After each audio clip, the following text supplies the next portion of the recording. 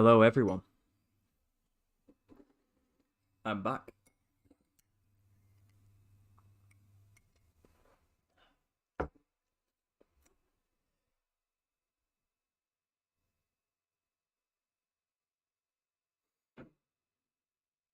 Do we have sound, guys? We've got sound. Oh, well, it's like I never left. Right, well, I have a lot of new subscribers over the past 5 years. And I think I know what most of you are here for. So I'm just going to dive straight in and give you guys what you want. So let's do a Nephilim clown deep dive, shall we? Now, before I start, let's make sure people can actually hear me. It says my mic's working. Has it come through? Do you want me to move the mic away a little bit? Is that better? Yeah, the videos, not much I can do about that. I have a decent internet speed here. The stream is the stream. I'm trying to limit as much as I can using the internet anywhere else. So hopefully it is what it is, but you guys will be looking at images more than my face for most of this anyway, so don't worry too much about the video for now. Okay, turn the internet off on my phone. Brilliant. Right, guys, so as you know, I like to make videos talking about the Nephilim and their relation to what we in the modern day call clowns. Now, to many people, that sounds like an insane idea. Off the bat, I understand.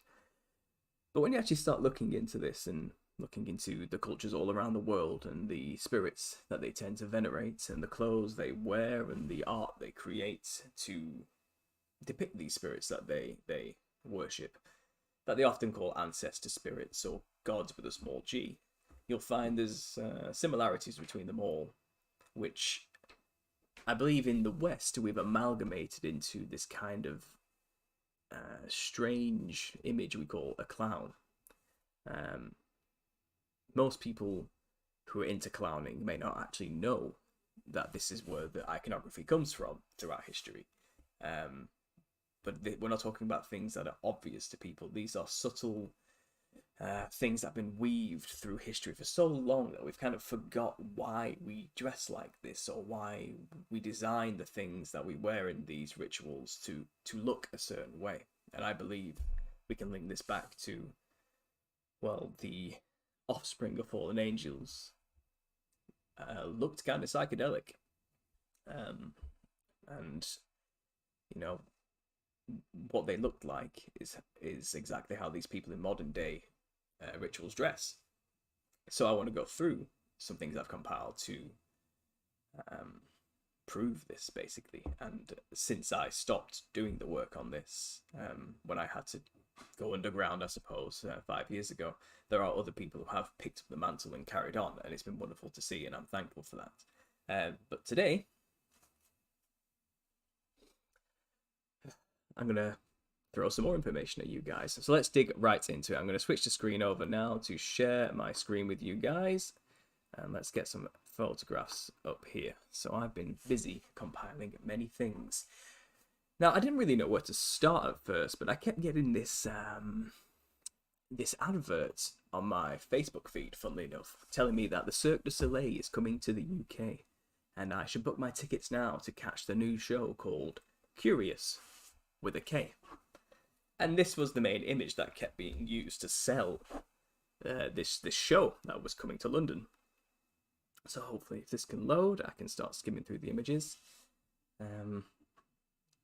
This is the thing about being out of the game for 5 years. My hardware is also outdated by 5 years. So this may not be the fastest, guys. I'm sorry, but it will get going.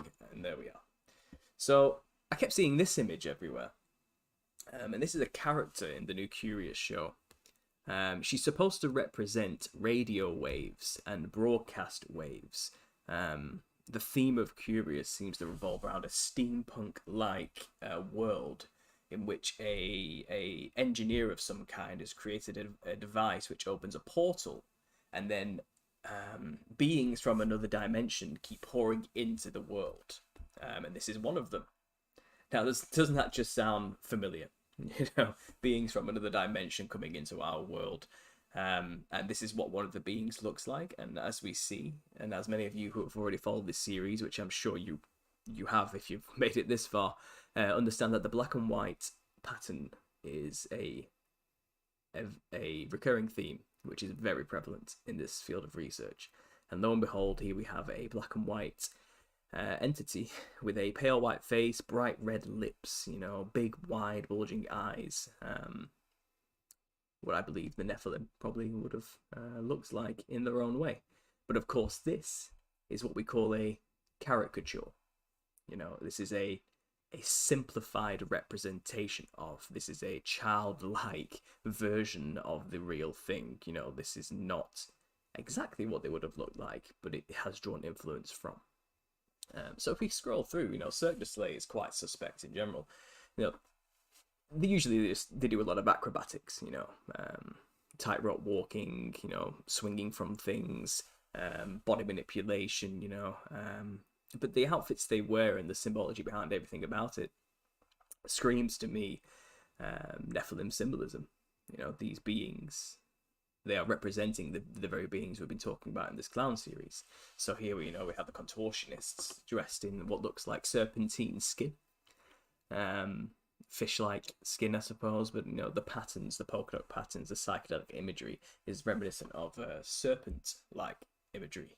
And I believe the offspring of the fallen angels were serpent-like. You know, the Nephilim had serpentine features. And if you look at a snake and snake skin, it's psychedelic indeed. So if we keep going here, here's from another show. I think this one was called Oh. It's a much older show, which I think is still in circulation permanently in Las Vegas. And obviously we have these entities coming from the abyss into our realm, and they have the red hair, white skin, and obviously these dark, deep-set demonic eyes, this feature that we find common in the Nephilim that we've been discussing for years. Look at these guys. This is also in the show Oh. So I think Oh seems to have or at least the director of this must have had some insights of what he was depicting here. It can't just be a coincidence, right? This running theme appearing everywhere we look. It can't just be a coincidence by this point, especially this black and white theme. Here's some more images of the contortionists. Now, obviously, this is esoteric stuff I'm talking about here. You're not going to see this stuff unless you have a lot of knowledge to get you to this point to begin with. It's hidden, you know. It's a secret type of knowledge that only a certain few will have the eyes to see. Now, the exoteric interpretation of these shows, of course, is they're just people dressed like fish beings of some kind, and they've just come from a spooky other dimension. Just enjoy the pretty colours, and isn't it fun? But to us, you know, this is deep symbology that's echoing something that we all kind of know deep down within our collective psyche of some kind, you know. So if we keep going along with this, it's another example of characters from another show. I think this one was called begins with this. I can't remember now. But we had these worm people, they were called in this particular story. And it's very Clockwork Orange-esque, isn't it, with the masks that they're wearing. But you'll know that another running theme I have involved with all this is the Hat Man and the Hat character. And we have this gentleman here wearing a hat, and these people wearing hats. The top hat specifically, while also having this white faced mask. Obviously here, this is from the same show, I believe. We have these jester-like entities, you know, with the clown-like makeup on here, the red flourishes, the pale white skin, the serpentine-like angular makeup they like to put on there. You know, the illusion of bright, large, alien-like eyes, you know, like the Greys, let's say, with this psychedelic skin suit on, you know, because these are tight, you know, and these suits, and it's almost as though it is their skin. So again, another reference to these serpentine-like giants of the past. Now this is what the curious tent looks like. It looks like a swirling vortex of black and white, you know, as though you are going into this other dimension where the Nephilim spirits currently reside. Because, as you'll understand, the disembodied spirits of these Nephilim now reside just beyond our vision in the fractal matrix. And the fractal matrix is a psychedelic realm, and I believe the psychedelic natures that are currently no longer embodied reflect what they look like in real life, which is you know, these serpentine multicolored monsters. I think in the fractal realm it seems like maybe they look like jesters now of some kind. I'm spitballing here. These are just a few of my theories based on the things I've been looking at for years, but I do think the jester is more of a spiritual representation of what they look like now, and the clown is more of a physical manifestation of what they used to look like in physical bodies. But when I say clown, let's get Ronald McDonald out of your mind here. We're talking about, that's a very Western term, a clown, and we have a very Western imagery in our minds about what a clown looks like. But I'm just using that word as the only word we kind of have in our language to describe a pale-skinned, serpentine-eyed, wide-grinned, red-lipped, you know, red-haired giant. So obviously, you know, references. I think a lot of people clocked onto this in comments I've seen on videos, but you know, clowns wear big shoes to represent giant feet. They quite often walk around on stilts, you know, to represent their tall stature. And we have a lot more to cover on that as I go through this presentation with you today. So here's another advert for Curious. You know, and the lined pattern is prevalent throughout. So if we keep going here, looks like I've run to the end of this one. But if we pull it back to the beginning, look through other shows. You know, here's the contortionists again on this mechanical hand that came out of the other world that's mentioned in this. You know, here's another image from Q. These strange dualistic beings of the male and female coming together as one in a fractal realm from the sea. You know, the deep, the place of the unknown, the place where monsters reside. Here's the cast of another one of these shows, and if you look at them all, I mean, you would say, well, you know, it's a circus. Of course, they're going to have clowns, but it feels like there's more going on here than just clowning.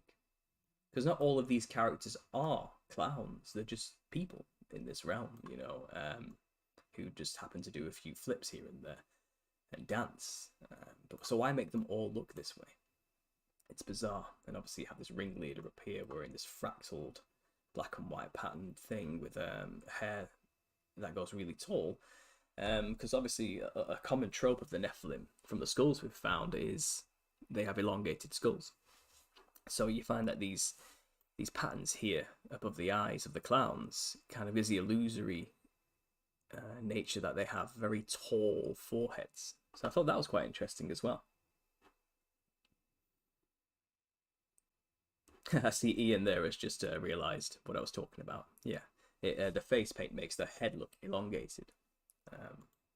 Here's another show called Iris, which basically shows the exact same thing that we see currently in this new show, Curious. They're recycling the same imagery and iconography, because I think they're trying to show us something here, whether they consciously know it or not. There's definitely a spirit behind this show and this company and this concept. Obviously, the portal here is the iris, which is a reference to the eye, but also they're talking here through the aperture lens of a camera, which, you know, a camera is something that captures reality. Here's a couple of jesters from another show with Cirque du Soleil. And it's also bearing in mind, you know, Cirque du Soleil is the circus of the sun. And obviously sun worship is highly prevalent in secret societies, pagan cultures and rituals. And I think, you know, it's a tongue-in-cheek, on-the-nose reference to who the people who fund this type of thing actually hold their allegiance. Right, so that's Cirque du Soleil there. Definitely worth looking into yourself, guys, if you want. But it's fascinating. Now, one thing after this, I don't know what led me on to this exactly. I think it was the obsession with all the white face paint, but I was looking into Queen Elizabeth I. Okay.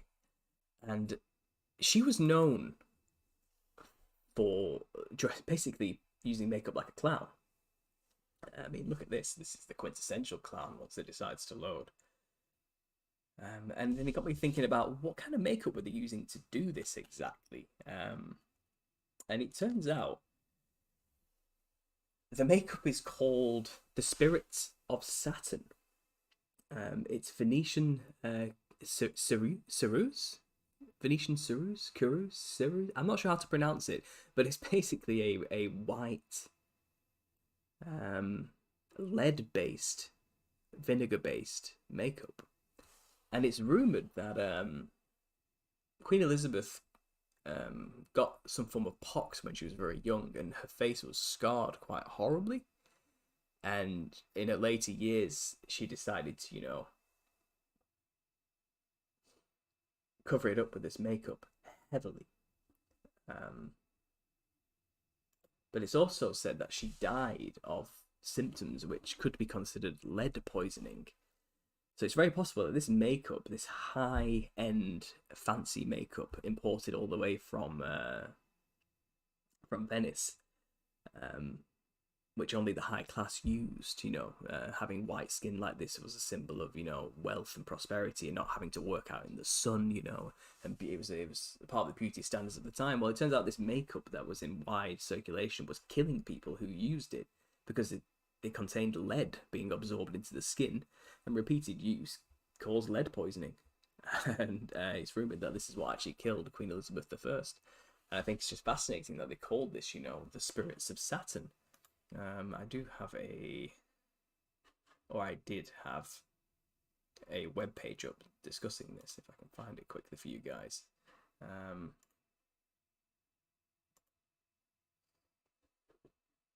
Except my internet's going quite slow.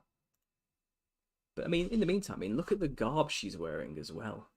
So psychedelic in nature, and these people, the royalty, believe they are descendants of gods, essentially, from where it goes back to, going back to ancient Egypt, if they want to go that far back with their lineage. And surely then they'd like to dress as the gods would have looked in some way. Why wouldn't they? If they believe they are the descendants of them. So why not make your skin pale to venerate them? Why not wear psychedelic clothing? Why not make it look like your head is coming through some kind of psychedelic mandala-like portal in all these portraits? Just something to bear in mind again. Obviously, this is more of a say what you see situation. You're not going to find much documentation on what I've just said there, but definitely food for thought on this subject. But if I type in Spirits of Saturn here,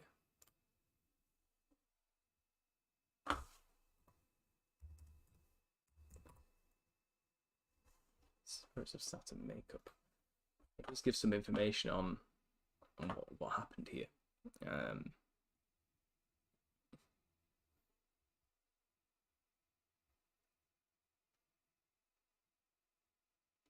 Yeah, so Venetian ceruse, also known as Blanc de Ceruse de Venise, and Spirits of Saturn. It was a 16th century cosmetic used as a skin whitener. It was in great demand and considered the best available at the time.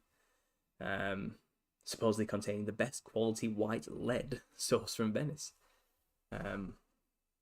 So it's definitely something we should look into. It's a mixture of lead and white vinegar that Elizabeth used. Was Venetian ceruse, or the Spirits of Saturn. Again, to cover her smallpox scars. Interesting, so interesting. And another thing about makeup, I think it was said in Enoch, First Enoch, describing how the 200 Watcher Angels first descended to Earth to mess with mankind and start this whole Nephilim thing off. It's also said that Azazel, one of the leaders of this whole thing, taught mankind the art of using makeup to deceive. And obviously, I find it interesting that this very popular form of makeup, used to make Queen Elizabeth look forever young, was the very thing that was killing her. Again, another very interesting thing to bear in mind when thinking about these concepts. Going way off a tangent here, but even more interesting when you consider that our timeline may be way off. It's very possible, you know, that 1,000 years has been removed from our history. Could that have been the millennial reign of Christ? I don't know, but it was certainly during a time when the world looked very different and had a very wonderful thing going on with its architecture. Is it possible that we were taught how to use these things like makeup not actually as long ago as the history writers would like us to believe? Anyway, from there, my ramblings kind of carried on, and I started to look into ancient cultures, and I really went hard and deep into African tribal rituals. Because in my previous videos, you know, I had shown how many tribes all across the earth had this iconography seeped into their rituals, and these rituals are ancient by their standards. They've been passed down for generation after generation after generation and have changed very little, if at all. So these are true insights into what these people considered their spirits, their ancestor spirits, or their gods, you know, and they make it clear that, you know, they do these rituals and these dances and dress like this to worship their ancestor spirits or their gods. And they believe when they wear the garb, they are allowing the spirits to manifest within them and become them. And it's the same across all of the continent, pretty much, just with a few aesthetic differences here and there. So let's just go through some of these images of the garbs that people in African tribes actually wear. And you'll see, you know, it's psychedelic, man. It's just as psychedelic as the garbs worn during the Cirque du Soleil things I showed you earlier. And it's definitely reminiscent of some kind of fractal serpent-like, feathered serpent-like beings, which we have bastardized into the image of a clown in Western culture. But this is the source, you know, this is where it comes from.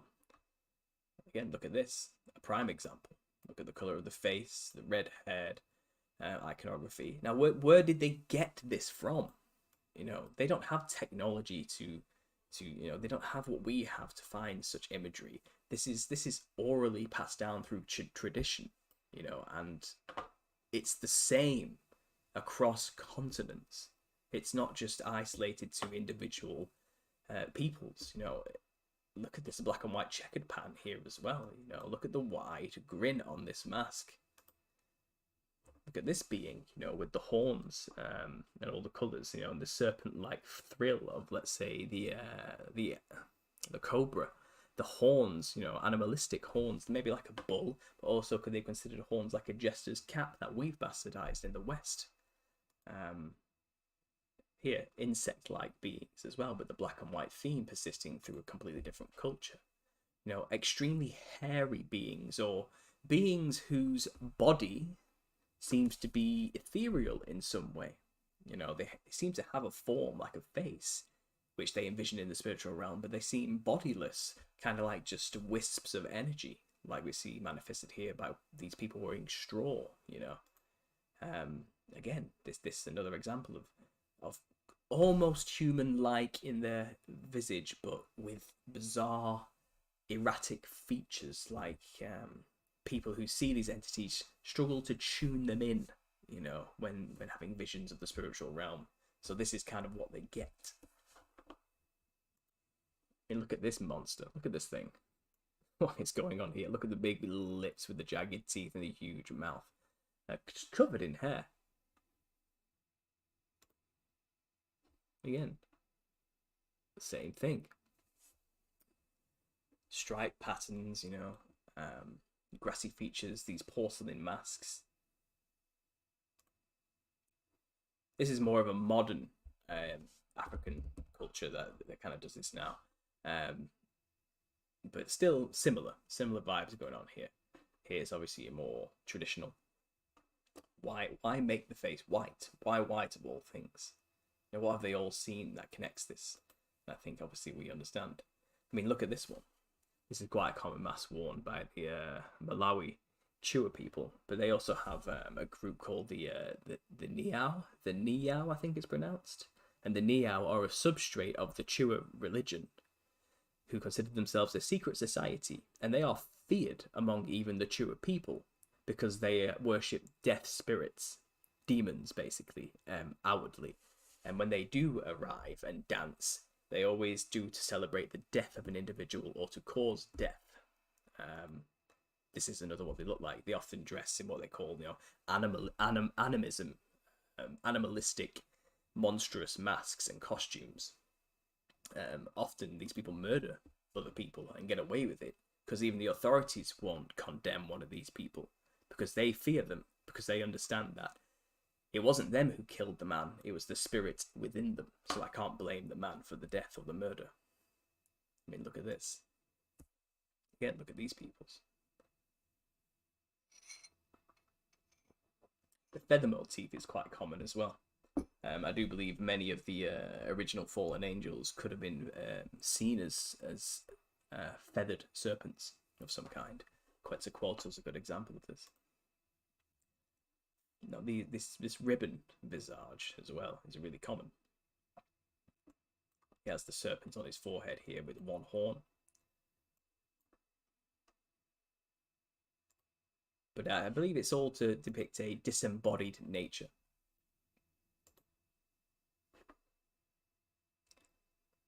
Here we go, another prime example. We have this guy covered in ribbons, and not dissimilar from the Morris dancers here in England, who would also dress in a very similar way and dance around the maypole. Here we have in Africa what looks like something similar. It's definitely parallel to. It's running in the same direction of, if not having their own aesthetic differences. These two. And here we have them on stilts, depicting them as giants, as well as psychedelic jester clowns. Because obviously the Nephilim offspring, the offspring of these fallen angels, were giants who drank the blood of animals, and once the humans couldn't feed them anymore, well, they ate the humans. Here's another example.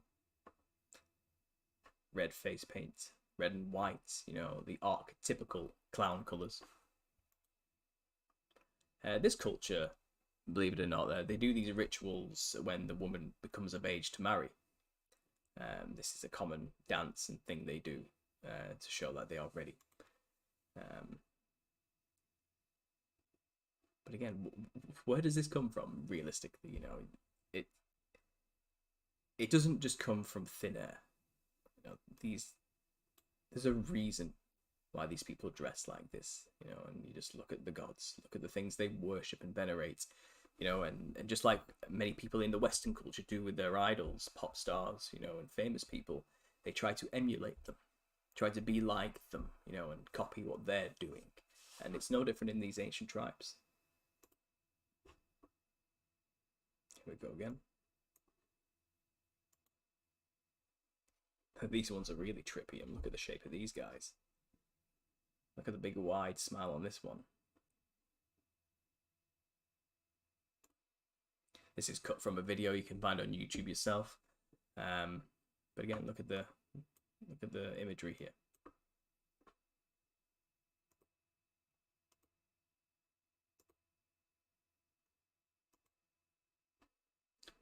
And this one's just terrifying.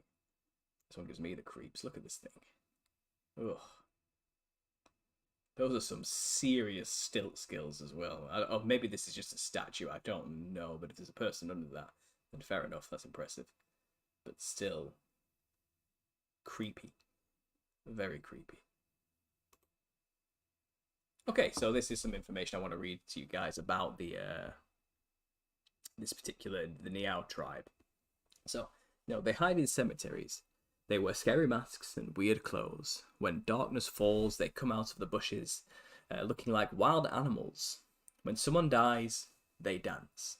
The locals of the Malawi villages know who the Niao are, but they are not very willing to tell. It is not known when or where from the Niao came, but were already present in Southeast Africa 1,000 years ago. So it's shrouded in mystery. They don't even know why they do these things. They just know it's from a long time ago when we carry on the tradition. On the territory of the present Mozambique, Malawi, Zimbabwe, and Zambia, Christian ministaries were not able to find the origins and the nature of this cult spread among the Chua people, because divulging secrets of their brotherhood is always punished very harshly, sometimes by death. Each village has its own Niao group, which is a part of a large network. The word Niao donates from the community and its members, and the whole system of religious beliefs and rituals, including dances and masks. The Chua people believe in a god, Chautu, who creates all living things and once lived on Earth together with people and animals. When men discovered fire, Chautu got angry and went to heaven, leaving the people to their fate. Chua also believe that the spirits of their ancestors are always around and have to be constantly pleased. If the spirits of the ancestors are satisfied, they put in a word for the living to Chout, so that he remembers to send them rain, harvest, and fertility. The Niaos are the ones who can said to be the mediums between these worlds, so they're like the shamans of these groups that communicate with the gods, shall we say. The great dance, or the great prayer, is performed during funerals of important representatives of the community, at the initiation of new members of the Brotherhood, after the harvest and before the rainy season. Gule Wankulu is the name under which the secret cult and the Niao ceremonies were included in the list of intangible cultural heritage by the UNESCO in 2008. Besides the great dance, there are regular dances performed by the Niao on weekends throughout the year in a village square. At the Niao adult initiation ceremony, the village women sing, "Mother, do not cry for your son, because he will never be the same again. Your son has grown up and is now following the path of the great fathers."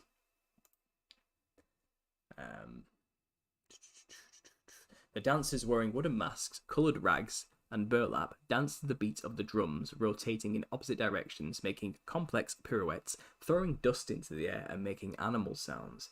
Each Niao has its own appearance. There is a variety of masks, each one with its own name and meaning. Besides the costumes representing ancestral spirits, good and bad, masks and costumes can represent different types of human passions and infirmities, such as vanity, infertility, epilepsy, stupidity, greed, lust, etc. Stopping there. And that's very similar to how we describe demons in Western culture as embodiments of particular sins or negative ways of being. It seems like the African cultures consider this the same. According to Chua beliefs, a dying person is visited by one of these animals to take them to the Valley of Death. The wicked designs of the animals are worn by Niao dancers depicting the animal spirits. The straw animals are made in a secret place, or in the bush under the large tree, often at the cemetery. Outsiders cannot see the process of creating the animals and cannot know how they are operated during the Gule Wankulu. That's why these animals appear on the road only in the dark. The great dance usually lasts 3 nights. During the day, the Niao can roam the countryside, scaring the locals. Sometimes the terrible forest creatures play and sing with the village children. Lovely, they bring their children into this too. Where are we up to? Sorry. Lasts for 3 nights. Children. It all depends on what type of spirit or what character they portray. Some Niao may be quite aggressive in order to convey the wrath of insufficiently honoured ancestors to the villagers, or to depict evil spirits and spirits of wild animals. Therefore, Chua boys are afraid to walk on forest roads. Any commoner, regardless of age, can be at risk of being beaten if he stumbles upon an evil creature in the mask. Even some older people and the mothers of the children are frightened of the Niao. When the Niao performer acts threatening during the dance, they rush into their houses and hide. The most terrible of all Niao is Gule Gwampini, because he is able to kill. When a Niao wears the spirit apparel, his behaviour is guided by Zilombo, the beast, and the person cannot be blamed for his actions. The police doesn't do anything if Niao kills a person. If an elephant or lion kills someone, they cannot put them in jail. Besides that, no one knows who the Niao is. It could be your son, or your brother, or the policeman himself. Niaos lead secret double lives and have a coded language, riddles, metaphors, myths, and singing. Identifying a man behind the mask is disrespectful to the religion. Moreover, if it rains after someone was murdered by a Niao, this means that... What does it mean? It means... it means something. It means that he committed a good deed by killing a bad person. And that the rain is there to prove it. Ritual murder is now practiced less and less, and happens only in the most remote communities, but you can still meet a Niao among police officers and teachers. During business hours, they serve the state, and on weekends, they become wild beasts and spend all night dancing to release the stress of a hard week. Nothing relieves stress of a hard week than going out and murdering somebody in hope that it rains. Yeah, so you understand these people worship what they call ancestor spirits, but basically they worship the Nephilim, you know, and maybe they consider the Nephilim their ancestors in some way, possibly through deception, because I don't think they actually are the descendants of the Nephilim themselves. They're just humans like the rest of us who need saving, you know. Yeah, so fascinating stuff. Here's some more examples of them in the garb.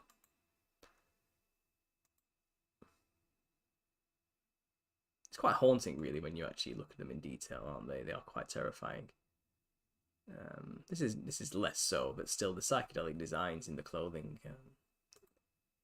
This is a more niche religion of Africa, you know, voodoo. But they have these characters: the Hat Man, the black and white stripe, pinstripes, the individual, the deathly figure with the wide grin.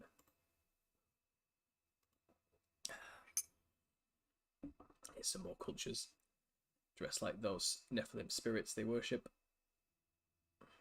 Colourful, psychedelic, almost human-like, but not quite.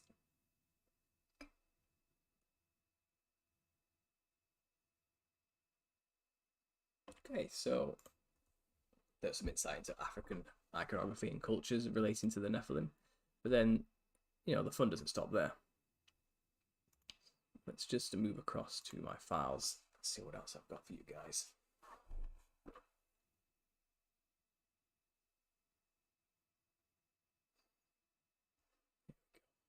I think I do need to update my hardware because it's very, very slow, isn't it? Let's look into Asian rituals now. So we looked at Africa, and let's go over to Asia. You know, I was considering geishas again because they're quite an obvious depiction of what we could call a Nephilim-like features in an ancient ritualistic practice. So if this decides to load, you can see that geishas, you know, plaster themselves in white, porcelain white makeup, not dissimilar from the Venetian ceruse we saw, you know, that Queen Elizabeth used. But I'm sure they're not lead-based this day and age.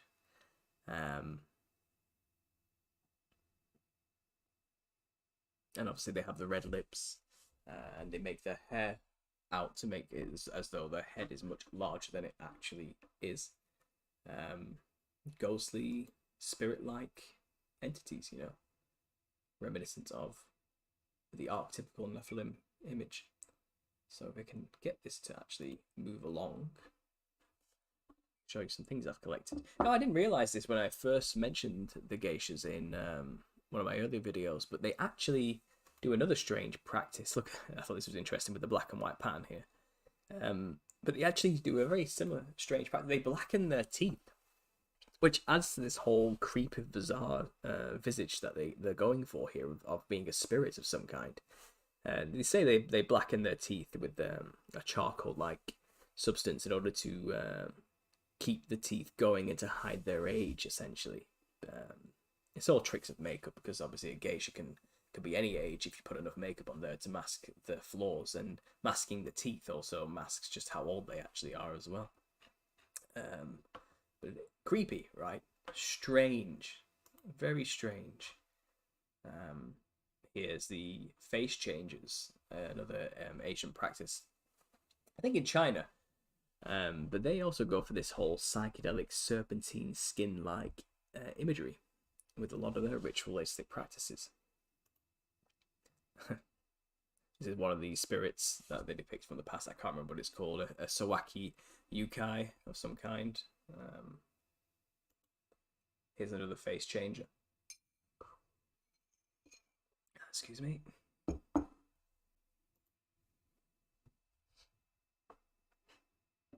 If we skip back to the beginning of this file, there's the Anu people of Japan as well, if this wants to load.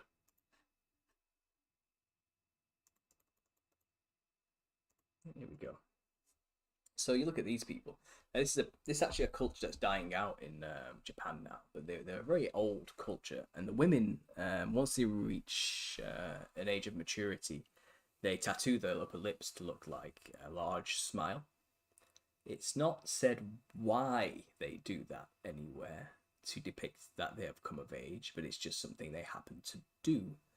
But no one seems to know where it originates from. But when you consider what we know in our research here about the wide-grinned monsters that once ruled the earth and were venerated as gods, does it kind of make sense that these women would emulate what was once worshipped and considered great by mimicking them?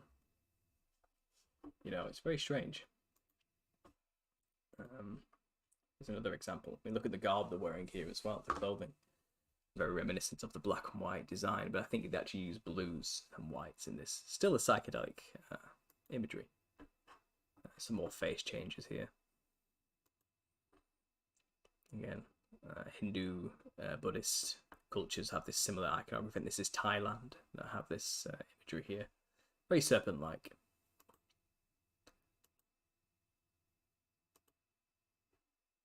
Here's a colorized image of what they would have been wearing, but I think this is coloured in with crayon or felt tip or something. I'm not totally sure.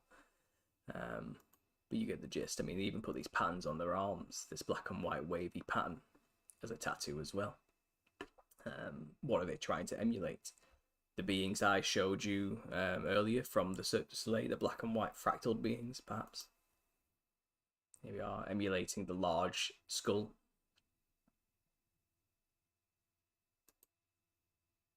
Another example of the Anu people and the tattooed mouth.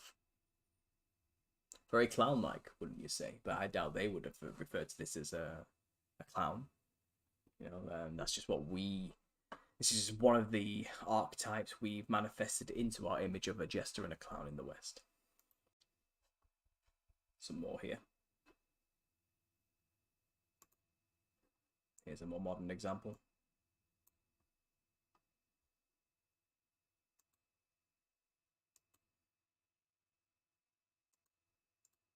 Okay, so there's just a few things I wanted to throw into the mix there while I was talking about ancient cultures. If we go back now, everything I've shown you there, you know, to me, reminds me of snakes and serpents. Okay, I think that's really the root of this imagery. You know, way down the line, after many bastardizations, reiterations, copies after copies of copies of copies through ancient cultures of the particular way of fashioning yourself after the gods, we eventually got to the Western clown, which is a very poor image, you know, a very poor, grainy, broken down, weak representation of the original form, you know, which goes back to these monsters of the past. The Hopi venerated them as well. It's worth mentioning, you know, the Kachina.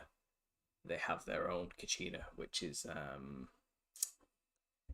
name the name eludes me now, but they have their own black and white entity which they worship, which is known as the trickster, as a jester. And here it is, the Heyoka. That's the one, the Heyoka in the Hopi tradition. You know, this is in the Americas now, so we've crossed continents now, and it's the same iconography. It's everywhere. You know, these actually do represent clowns, ancient clowns, jesters, and also the controller of thunder. and rain, funnily enough. So again, not dissimilar from the rain rituals that the Niao in Africa performed. So considered that, we look back at serpent skin. So I compiled a lot of reptilian imagery here, along with reptilians worshipped throughout history. So let's go through it.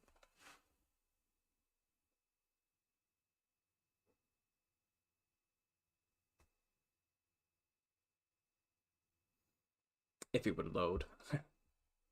Gives me a chance to have a quick drink of my coffee here. It is currently 9 in the evening.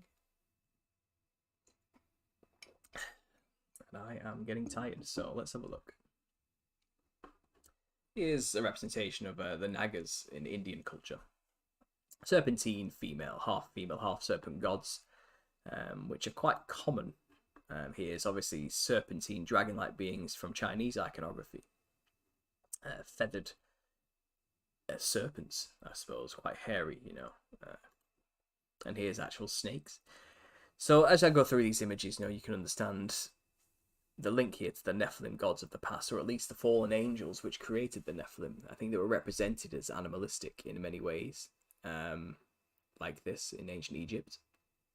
But if you look at the patterns of serpent skin, I think you'll find it's very similar to the psychedelic iconography of the jester or the clown or these ancient cultures and the things they were venerating. Maybe this is the root of it all, realistically. Here's another example of a Naga, serpentine god, another serpent god. Here's more of an Aztec, ancient America's religions here of a serpentine god, a man coming out of a serpent form. So these angels, which is what they were, that came from heaven. I think they had the ability to manifest in many forms, and the serpentine form was one, and the serpentine-like man was another one as well. And I think this is a representation of the many forms. Here's a feathered serpent headdress again. Here's another example of the Nagas of India. Flying serpents, the ancient Egyptian god of Hapi, and the Aztec god Quetzalcoatl.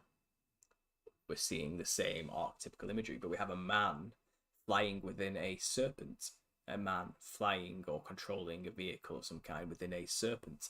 So I think these are the gods that came from heaven, came in vehicles that could be considered serpent-like, or perhaps they had two manifestational forms of being serpent-like, feathered-like, dragon-like, as well as human-like. They could look however they wanted, essentially. And here's actual serpents, black and white fractal designs here. It seems like serpent skin manifests this psychedelic realm quite fit in our physical world quite easily.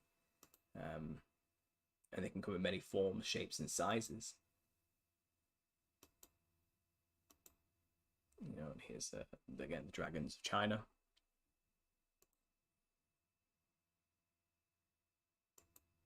I've seen people say, these were manifestations of electrical phenomena in the sky, electromagnetic phenomena in the sky, and they represented them in portraiture as dragons. To the common man on the floor, thought these massive electrical things happening in the sky were dragons, and really it was just a scientific phenomena. But maybe so, or maybe it was literal.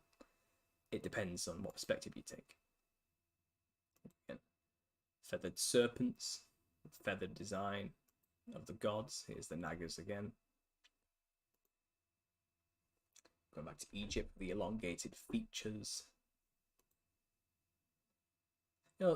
Snakes also, have quite a wide gape to their mouth. They can dislocate the jaw in order to eat their prey. So the wide mouth motif we see in jesters and clowns, and obviously it may have manifested in the Nephilim if their parents were serpent-like.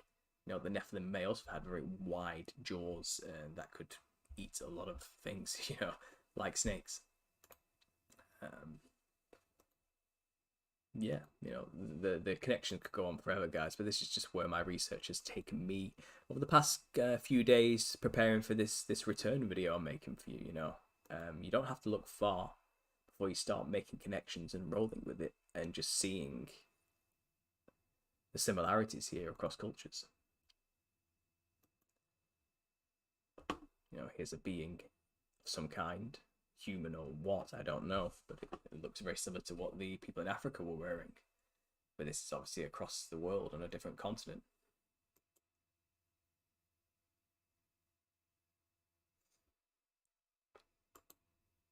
So look at the skin of the serpent. I think it's very reminiscent of a jester-like garb.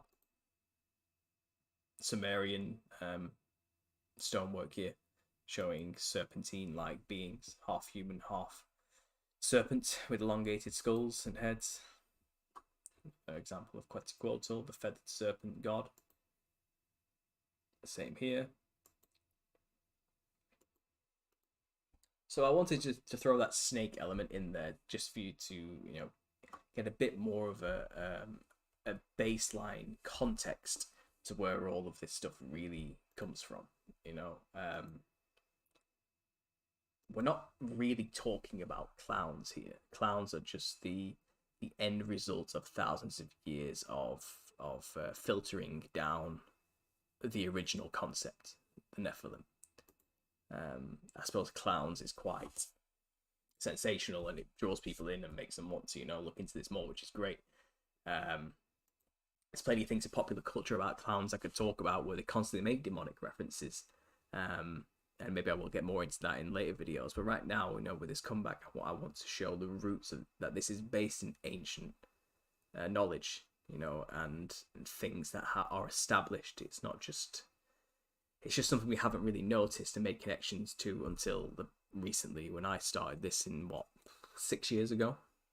6 or 7 years ago, I think I started doing this, or I started to roll with this idea.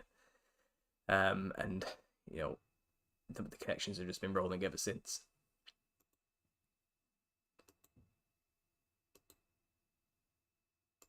And serpents are a main staple in voodoo. So's death, you know, in Hindu iconography as well.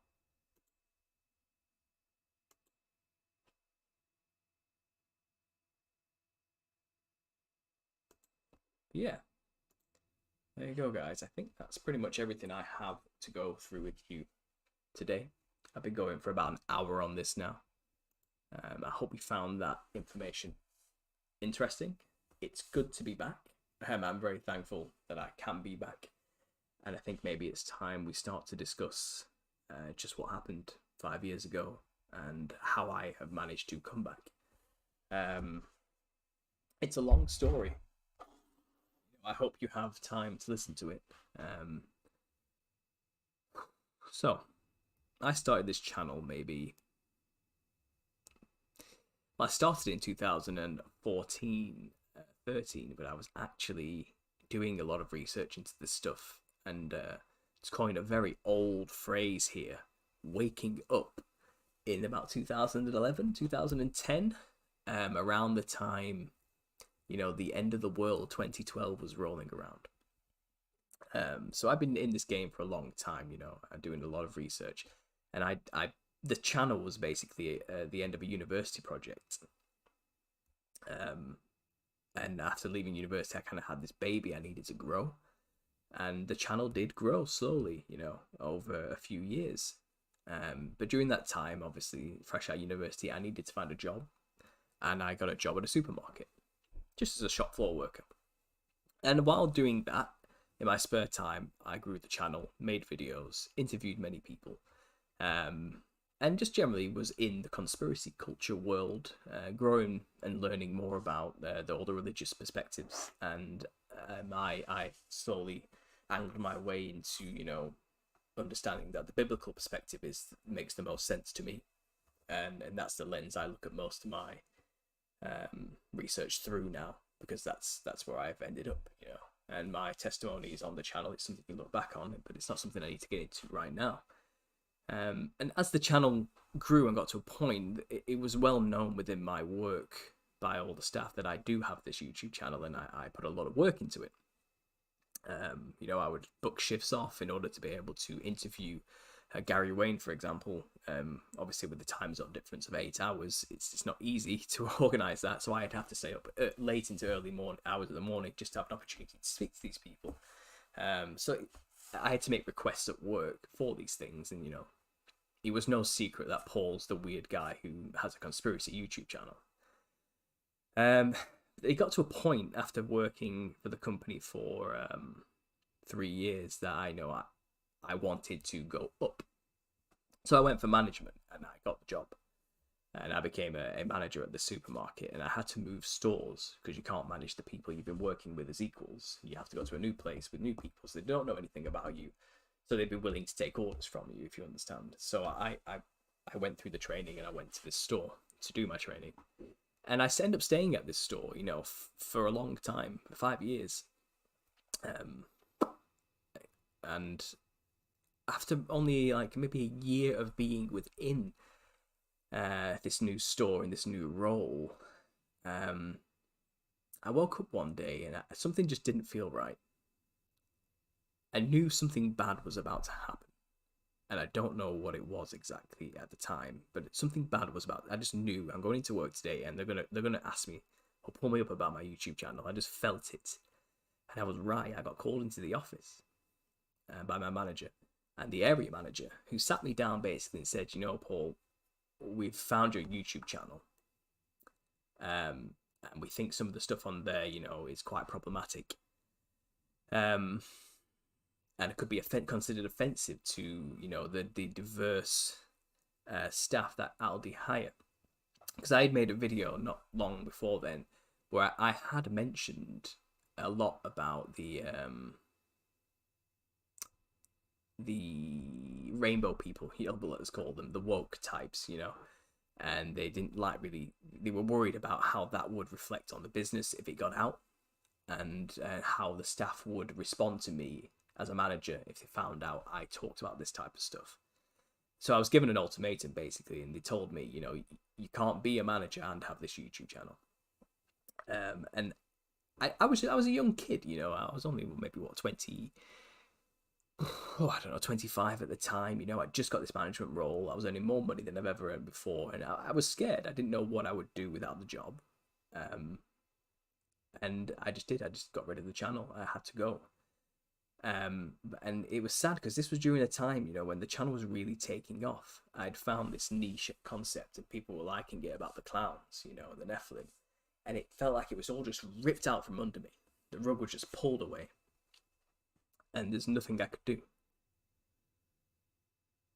I felt trapped, basically. For many reasons, I felt trapped. I didn't want to let my parents down. I felt without the job, my life would get significantly worse because of the perks of being in that position. Certainly would open me up to opportunities in the future. And I've only just got it, and it was a very confusing time, a very scary time. And the only reason my manager found out about this channel is because somebody from my old store moved to the new store and told everyone about it. So I had kept it under wraps myself, but someone came along and ruined the secret, and let everyone know, oh, Paul has this YouTube channel, have you seen it? And things got out of hand from there. I am looking at the feed, by the way. I am seeing it. Thanks for the donation. I do appreciate that. I really do. So No More Lies says, I came across your vids and they explained things I saw during meth psychosis. It led me to comment on Alpha Talk's vid and then an interview by him. And that's wonderful. I'll check that video out when I get the chance. No More Lies. Yeah, your stories is what I hear from many people. I have people emailing me quite a lot, sharing with me their experiences with these Nephilim clowns. And how they've tormented them and ruined their lives in many ways. And it's certainly a harrowing tale every time. But at the end of the day, guys, Jesus Christ is the one that's going to save you from all this. So when in doubt, just call on him, and he'll help. Trust me. So talking again, I had to shut the channel down. And then as 5 years went on, I was in this role and the world just changed dramatically.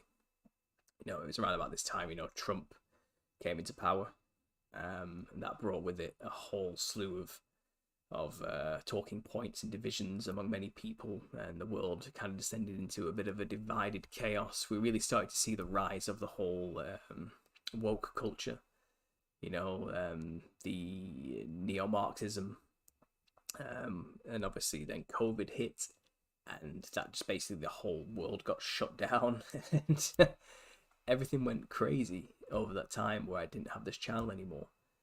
And I suppose in a way I was kind of thankful it gave me a chance to really just focus on myself and not have to worry about the social media aspect of life anymore and having to perform, and bring these videos to people. Because it did take a mental toll. It is hard work making videos for YouTube, especially about such bizarre subject matters.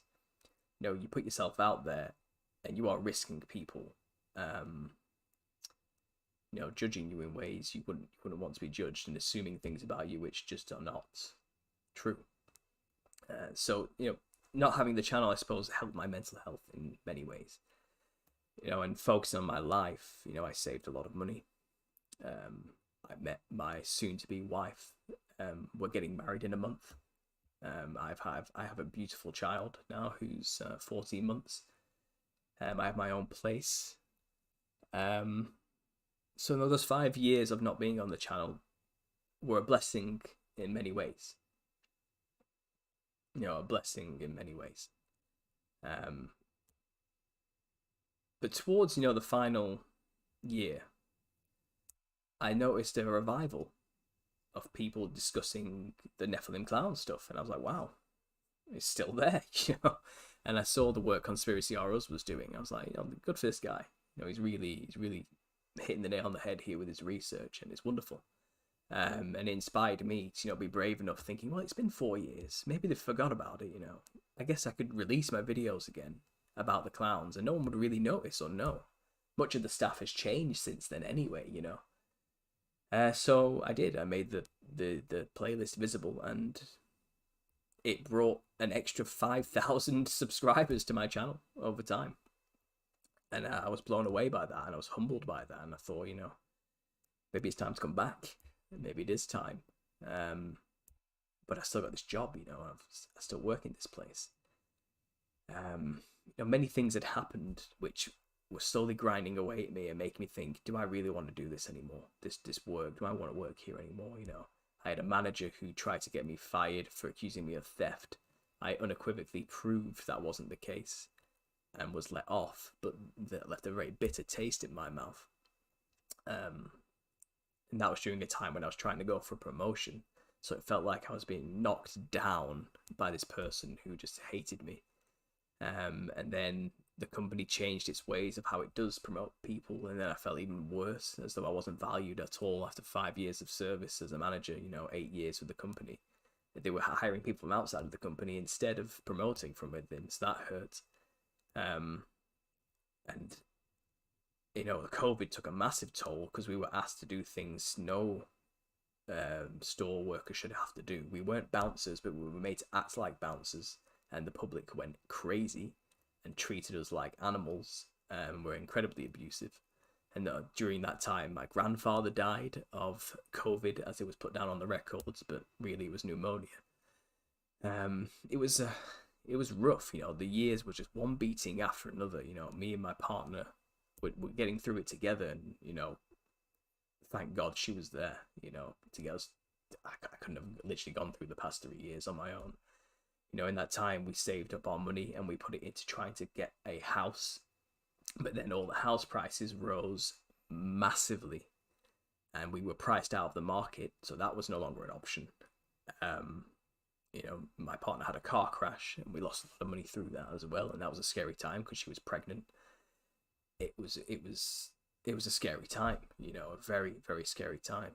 She was also pregnant while I was almost losing my job and up for a disciplinary after being accused of theft, so the stress that put on her and me was even worse, because I thought I'm going to lose my job here over a false claim while I'm about to have a baby. So it was just one thing after another. I feel like the devil was really coming at me, but we got through. And then recently, very recently, after all this, feeling very beaten down, I refused to serve somebody alcohol. And because she looked very young, and she had two very young looking girls with her who could have been around the age of 18, but the policy is challenged 25, and they didn't look 25. And she could have been buying this alcohol for her children, so I refused the sale. This is around Christmas time, this is December time, so it's kind of like, you have to be careful. We're getting tested, and the fines go on me, not the store. So we refused the sale, and she kicked off, got angry, and started shouting at me. And I don't suffer fools gladly. And I just said, get out. You're barred. You don't talk to me like that. You don't talk to anybody like that. And I banned her from the store. But she hung around in the car park for a while. And it was getting quite weird, Anyway, I got on with my day, and then an hour later, a man comes in and grabs me around the throat and threatens me.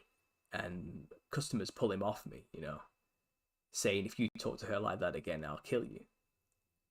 And, at that moment, I'm like, just get out. You get out, and I call the police. The police do nothing.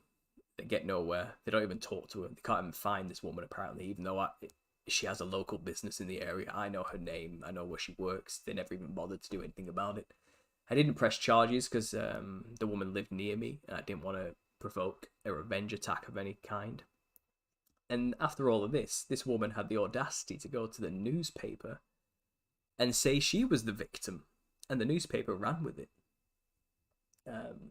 My workplace then gave her the CCTV footage for some reason, proving to me once and for all this company does not care. So I have a solicitor involved who's dealing with all that now. I'll leave it to them to see what comes from it all. But after that event, I decided I'm done with this company.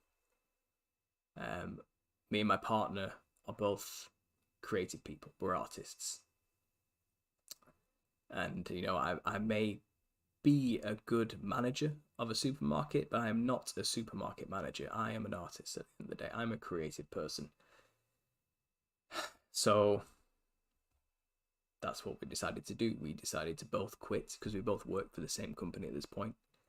I have just left the company officially now, at the start of the year. My last shift just before Christmas. And we have decided to start our own company.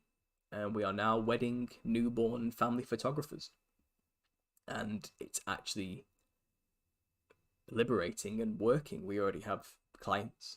It's growing. We have leads. And we're also going into the decor industry, making things for weddings and for children's rooms and homes. And actually using our creative skills, using my fine art degree to actually make art, and it feels great. All the money we were going to use for the house, which we can no longer afford because we've been completely priced out of the market, is going into this business. Obviously, we've just lost our income. Our combined £50,000 a year is gone now, so now it's down to us to start from scratch, live off our savings for as long as we can, and make this business profitable. There's no other choice, really.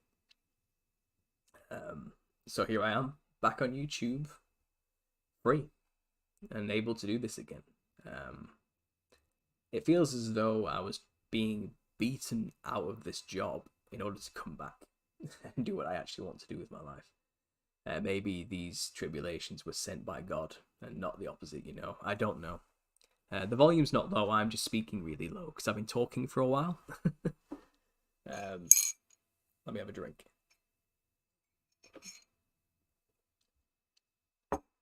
So here I am, guys. I'm back. And to what capacity, I couldn't tell you now. I'd like to do a weekly show similar to this, maybe. Bring back what I used to do as the Truther therapy sessions. Where we get together, we talk, we have call-ins, and we just share our stories in dealing with the truth. And I usually open with a bit of a presentation, of some kind into a particular topic to get the ball rolling and to get the brain ticking for people. Maybe I'll do a weekly show. I'm not sure. Yes, Jax. I think everyone's had a tough time in the past few years. It's been a really bad time for everybody. I think we're all feeling it, But you know, people say, you know, if you're good at something, don't do it for free. um, so, you know, I'm going to utilize my artistic skills now and try and make some money from that ability. But I am also, you know, unashamedly asking you guys here that I need your support at the end of the day. I have literally just quit my job. So if you guys can support me in any way, it will go a long way into making sure I can actually keep doing this, because I do actually have a full business I have to focus on building right now for the next year. And finding time to do this, you know, without much of an incentive, I will say it's not going to be easy for me to do. I do have a 1-year-old child, which I'm sure many of you out there can understand is quite a handful as well. But I wouldn't change it for the world, obviously. But you know, I'm a very stretched thin individual. But I do want to come back and make more videos. So if you guys can support me in any way, in the description box of this video is links to my Patreon and to my PayPal. So if you want to make a donation or become a monthly donator, that'd be great. I'm considering, when I do hit 30,000 subs, if that ever happens, making a membership program. I think you have to have 30,000 to do something like that. But in terms of revenue streams, I would definitely like to turn this into something. Unfortunately, because of the nature of the topics I discuss, I'm pretty well demonetized, and most of my videos make next to nothing. I think I earn maybe $10 a month from my videos on ads alone. So really, support from the community is the only way I'm going to be able to continue to do this. Time is money to me now. Literally, that's literally how my life is now. What I choose to put my time on has to be profitable. So that's something I'm going to mention to you guys as well. Other than that, I think that's pretty much the story of where I've been, where I am now, and where I want to go. Thanks for being here, guys. I'll stick around for 10 minutes just to read some comments with you. If you guys have anything to say it now. It'd be much easier than me scrolling through trying to find comments. But I'll stick around for a bit and catch up with people and just see who's here. I've seen some familiar names as I've going through. Jack Streaming, it's great to see you again. I know you were a regular back in the day. Kanga Kong, I remember you as well.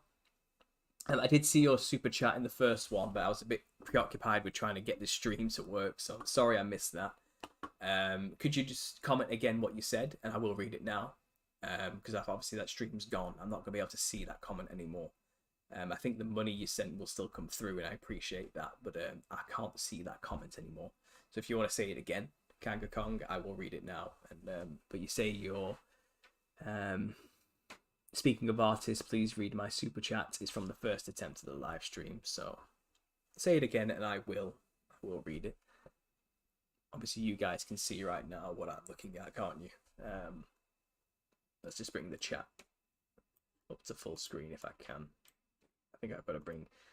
Sorry, I am learning how to use new software here, and I am hopeless with technology. I've learned, which is not great for somebody who's just started a photography business. But yeah, this streaming software is tough to get your mind around.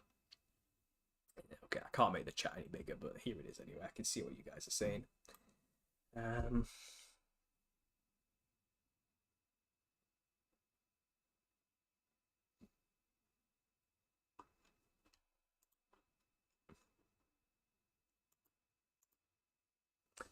Okay, it looks like the chat may have crashed on me, unfortunately. But it's okay, I can open that up on my phone, and I can still see what you guys are saying, so that's not a problem.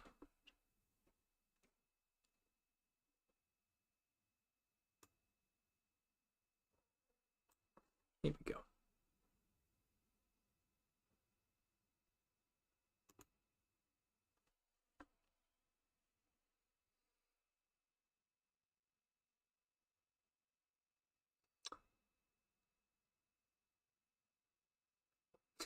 Please don't do lives when Martin Liedtke is on. I don't know who that is, unfortunately. I'm probably just going to do lives when I can.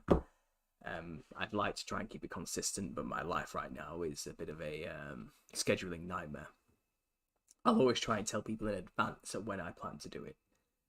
Normalize. The name of the vid is ex-meth addict saw demons, and follow-up is meth addict finds God on the channel Alpha Talks. Right, No More Lies. I will look into that. I always like a good story, to listen to when I'm doing things like the washing up or whatever it is. That's going to take a while. I'll certainly listen to that, No More Lies, and thank you again for the generous donation. I appreciate that.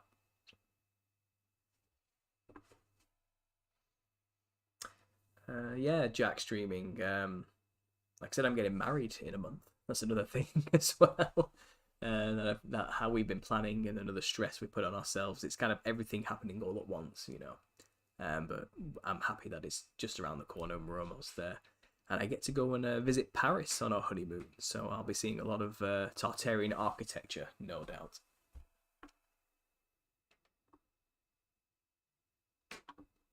Superman, have you kept up with your favourite conspiracies over the years? I have, yeah. I've not gone anywhere in terms of watching. I've been following the same things everyone else has for the past 5 years. I've just not been able to actually make any content about it. I would like to buy that picture you drew of star lilies. It was coloured. If it's for sale, star lilies. I drew a picture. When did I draw a picture of star lilies, Kanga Kong? I mean, I've painted and drawn many things over the years. It's tough for me to remember. Was it a watercolour painting by any chance? And was it pink and white and green? Were they the colours I used? Because if it is, I may not have that painting anymore. I think I may have lost it in the move. Just let me know if that's the one you're thinking of. It's tough to remember off the top of my head.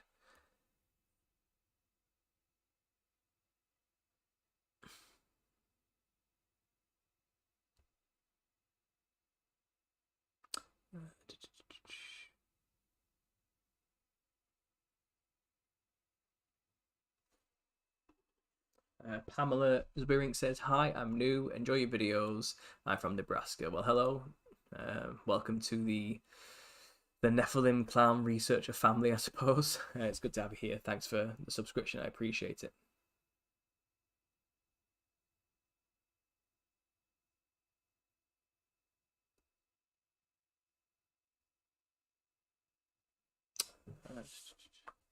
Thank you for hanging in there and continuing with us here. I'll be praying for you, and I'd like to help you as soon as I'm able. Thank you, Elcat. I appreciate that.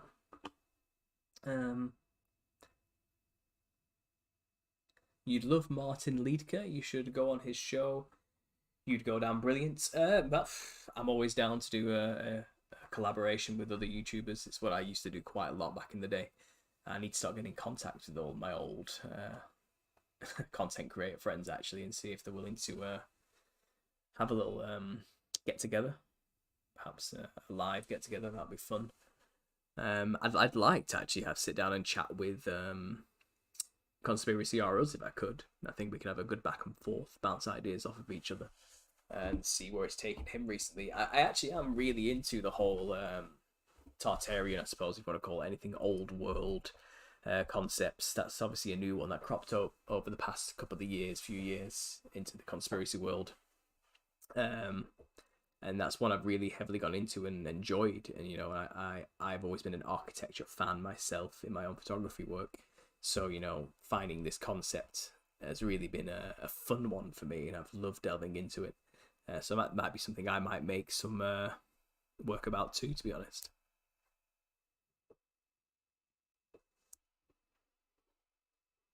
So Superman, no, I don't have any plans for a collaboration with him. I haven't really reached out to him yet.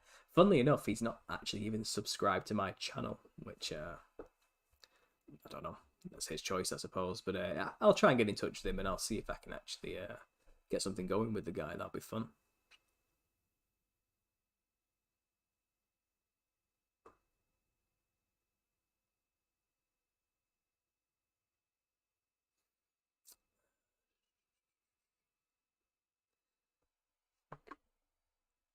I am considering putting moderators into the chat in the future, guys. I do have a way of doing that. I was scrolling through YouTube Studio and I found some old mods that used to be there. So if you're interested in being a moderator, send me an email at understandingconspiracy@gmail.com, and I'll see if I can work on getting that for you guys. So if I do a live show and you're there, you can take a bit of control and obviously sift through the trolls and the spammers.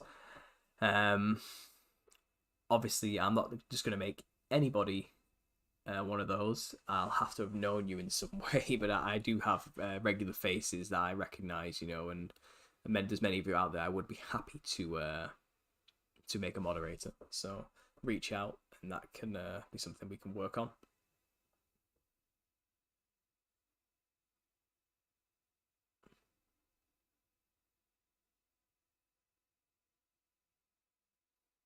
COD HCOD, do you recall a video of someone talking about the police Shriners, where they wear clown costumes? Yeah, we've talked about the Shriners in one of the previous videos in the clown series. Actually, I think me and Jesse Spots were talking about it. So there's one of the videos out there discussing all of this, and the Royal Order of the Jesters as well, which is a subset of Freemasonry and the Shriners. So it's definitely something looking into.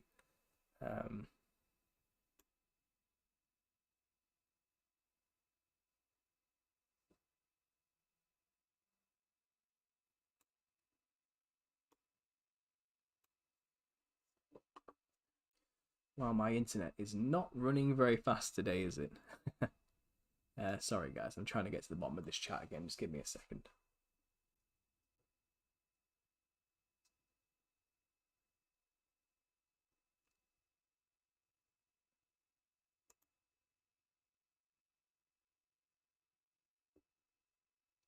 Kanga Kong. Yeah, that painting, honestly, I'm sure it's gone. It might not be, you know, it might not be. I don't actually know. But I'm sure it got thrown in the bin actually in the move, not on purpose, but I think it got put away with a lot of papers, and may have ended up in a skip.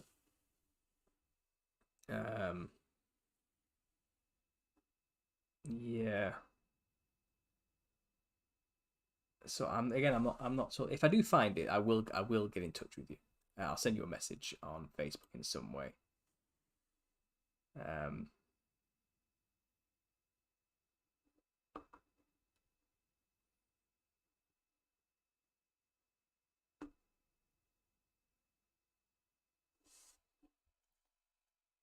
Shout out to Jesse Spots. Yeah, you know what? It's funny. Jesse Spots kind of just fell off the face of the earth, didn't he?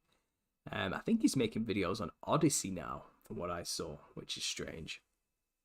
But I did watch some of his videos on there. He doesn't get many views anymore, really, and it's a shame because you know he had quite a substantial channel, and I enjoyed listening to his ramblings. So I'm not sure what made him come off of YouTube exactly. Maybe it was a personal choice. I don't really know what happened with him there. But me and Jesse were quite relatively close. We communicated briefly. You know, we did a few collaborations together. You know, so it's a shame really that yeah, it's a shame that he's disappeared. I'll have to maybe contact him and see what's going on, see if he wants to come back.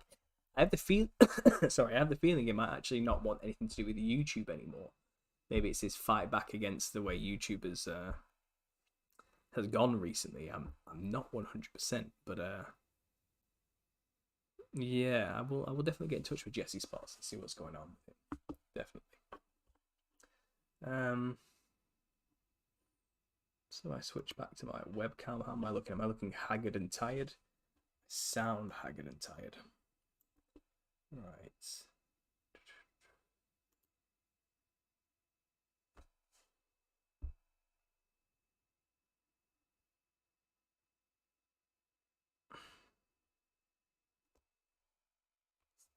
I am just currently trying to sort something out here on my phone. You may get a bit of reverb in a second. But guys, if there's anything you want to discuss or ask, again, I'll stick around maybe another 5 minutes now. Throw some questions out, anything at all.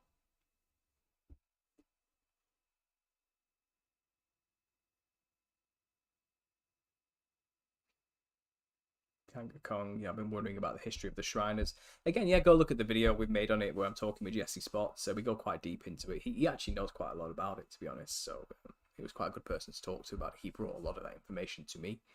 But the Shriners, you know, with their little cars, you know, claiming to be all about for the children and everything. It's always for the children, isn't it? You know, I think that's definitely something worth looking into.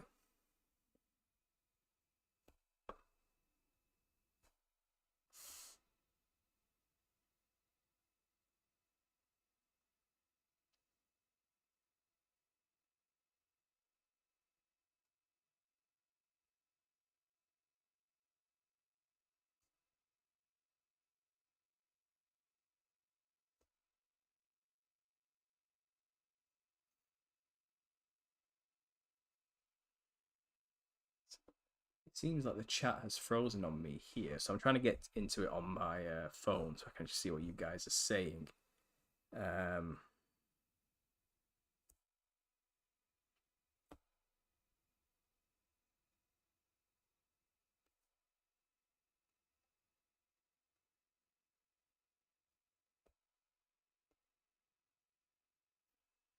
Okay.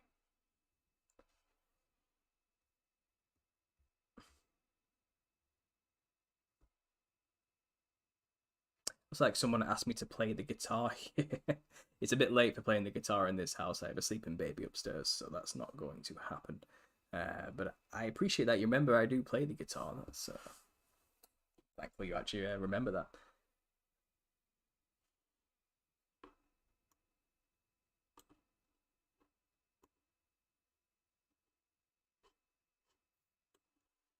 Okay. Back to live. I wonder if this. Yeah, you see, I'm stuck on Manly P here on my group chat. I'm not getting anything through on this software. The app is working now, so let's say I'll get more on here, hopefully.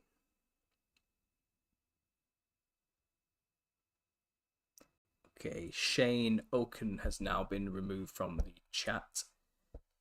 I'm not sure what was going on there, but you know, we'll leave that out. Nothing to say on that one. I can leave a link in the description box. I will do that after this video, the cover. It's UnderstandingConspiracy@gmail.com. It's quite straightforward. If you want to send me anything, send it there. That'd be wonderful. And obviously you'll need my email address to send anything to my PayPal as well, and I think to sign up to Patreon. But there's the details there. Some battles are going on within people's own households. Yeah, you know, this kind of information, and obviously the world being as it is now, has divided a lot of families, sadly, and tore a lot of people apart.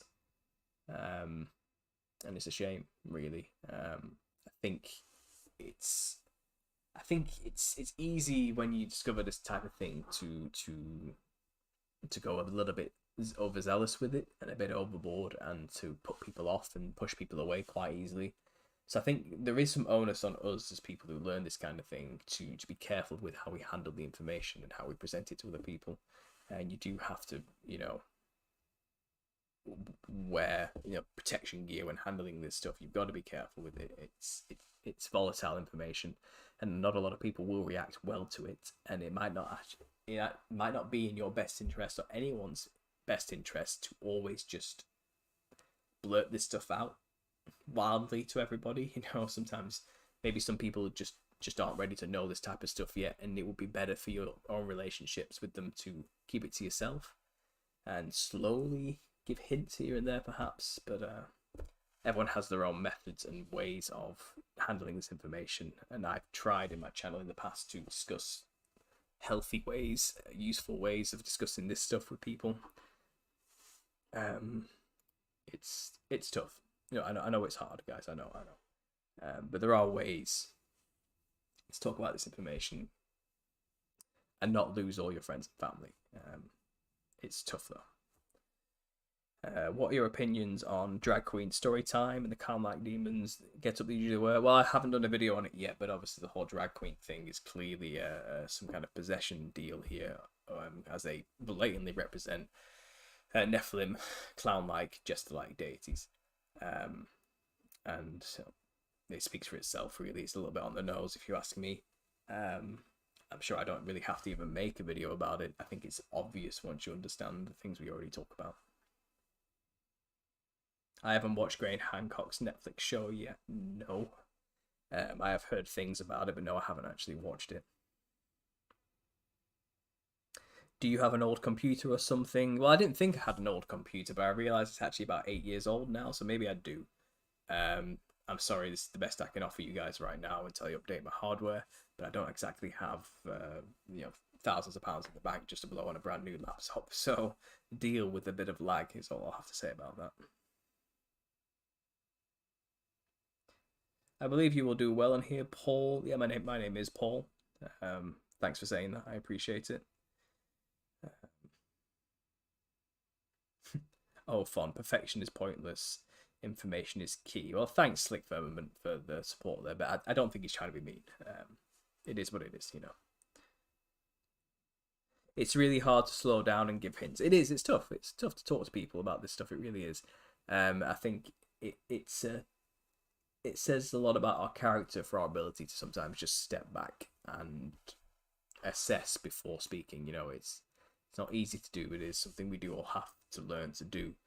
Otherwise, we end up doing more of a disservice to this community and this type of information when we don't present it as best we possibly can. We can push people away from finding out the truth rather than bringing them in with some of the ways we discuss these things. And we've all been there. When you first learn something like this, I know what it's like. It really gets to you. You just want to tell everybody. But sometimes I think we have to learn to just take a breath and assess before we actually speak about these things. Like I said, I almost lost my job because of me being so open about what I do. And I don't wish that upon anybody. You know, it's not ideal, is it? So, you know, just be careful, you know. We're supposed to be, you know, wise as serpents and harmless as doves. You know, we need to be wise with this information. We need to be clever about how we handle it.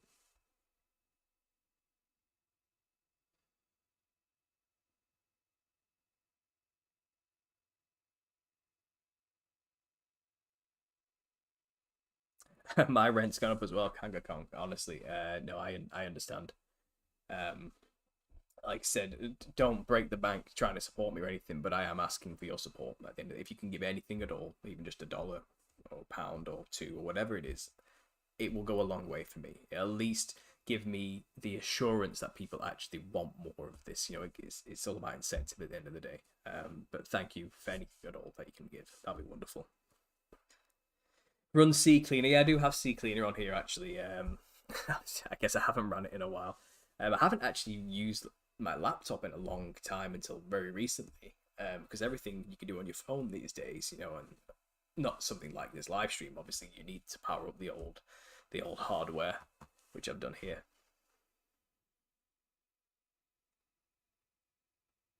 Cognitive dissonance is rampant and can be almost impossible to overcome. It's true. This is what I mean. Some people just aren't ready to hear this stuff. It doesn't matter what you say, it's not going to get through. And that's okay. It's okay. You know, you can't save the world. Just do the best you can with the people who are receptive. Don't cast your pearls before swine. You know, just some people are more open than others, and you can't change that. You can't change people. You know, they have to want to change themselves. So don't force anything. This is just from my experience. This is what I've learned. You know, I'm not sure how I'm supposed to be presenting this. I'm Scottish, hitting them with a hammer if that's possible. Well, you know, like I say, you can try it, but my advice is I wouldn't recommend it.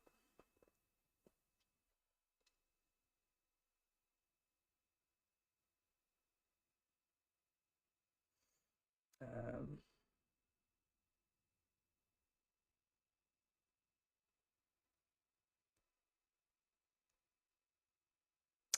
I'm so glad you're back and following God's perfect will for your life. Keep your eyes always on the Lord, and He'll provide for all your needs above and beyond your expectations. Congratulations. I do try. I try. I fall short a lot, you know. I can let my anger and emotions get the best of me in certain situations, but you know, it does seem like someone's looking out for me, and I appreciate every second of it. Um,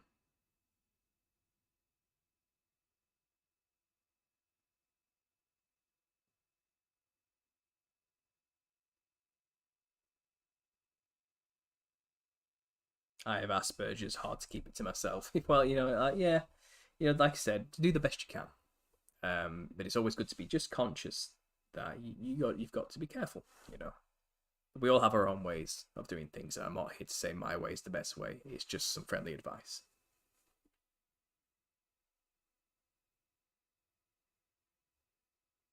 I haven't seen the Bigfoot sightings recently, Superman, that you're talking about, but I'll look into it now you've mentioned it. Sounds interesting enough. Um, Extra sci-fi horror 1982 evil clown. I think I've heard of that one actually. I'll bring that up in one of my future videos. The Extra clown. Yeah, that makes sense. Someone mentioned to me actually recently in a comment on one of my videos. Maybe if you're here, let me know. But you mentioned about a character on Star Trek called Q. And I remember watching Star Trek as a child, years ago. I'm 30 now, and I think this was on TV when I was maybe in my early teens. But Q was a recurring character who was like an interdimensional being who would just turn up and mess with everybody, and no one could really do anything about it because he's kind of like a god outside of their concept of space and time. But he was a very Joker, jester-like entity and a running, recurring character throughout all the Star Treks. So I think that was quite a fun little tidbit there.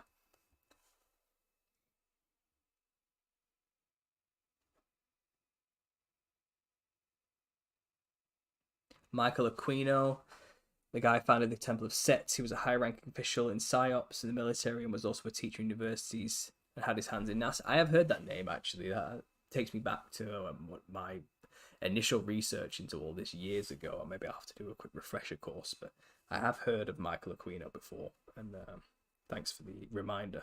I'll look into that. Q, this is a thing, not the Trump Q. Yeah. The letter Q is used quite a lot in many things as well. There was even a book called Beware the Q, I think, which is like an alternate timeline of humanity, like a future prediction of how things would go. And there was this evil, interdimensional, overpowering, godlike group of beings called the Q, which genetically engineered all of mankind to become different beings for different purposes, and then just left behind all these genetically modified humans to then re-evolve from scratch and become more over millions of years. This whole evolutionary concept. But that was an interesting theme, and they were also called the Q. So maybe there's something about Q, the letter Q, I need to do some more research on here. I'm seeing connections with this. Who knows where it'll lead? Possible for another video, but that's something I'm going to look into.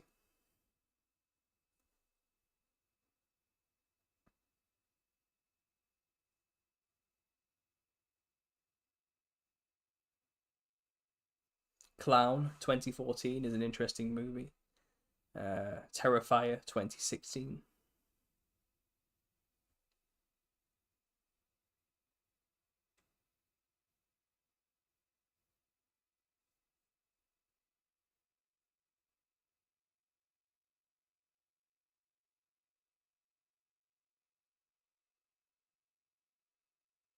Jimmy Savile as a wizard is a must see. He was a royal jester. Yeah, he was. He was. Um,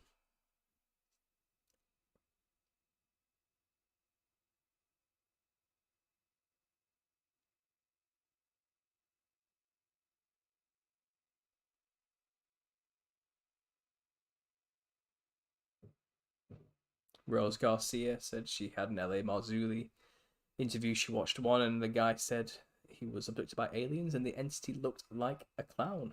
Yeah, forward that to me, Rose. I would appreciate that.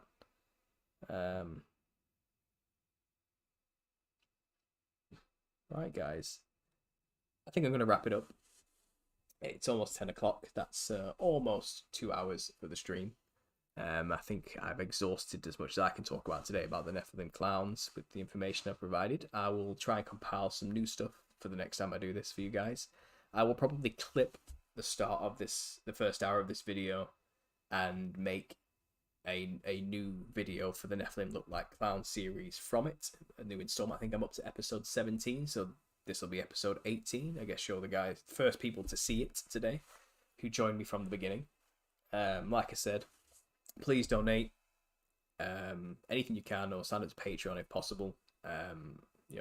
It would help me greatly. If anyone is in the UK and watching this, and you have a wedding coming up, consider me as your photographer.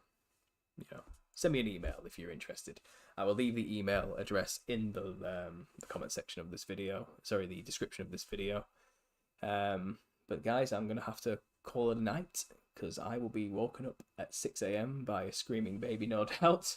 So I'm gonna have to get my beauty sleep because the past 5 years have aged me terribly, as I'm sure you can see. But thank you very much for listening today, guys. I do appreciate it. It's good to be back. You know, and thank you for staying with me even though I've been gone for so long. It means the world to me that you guys cared so much about the things I did to stick around for so long. It really does. So thank you very much. And as always, God bless.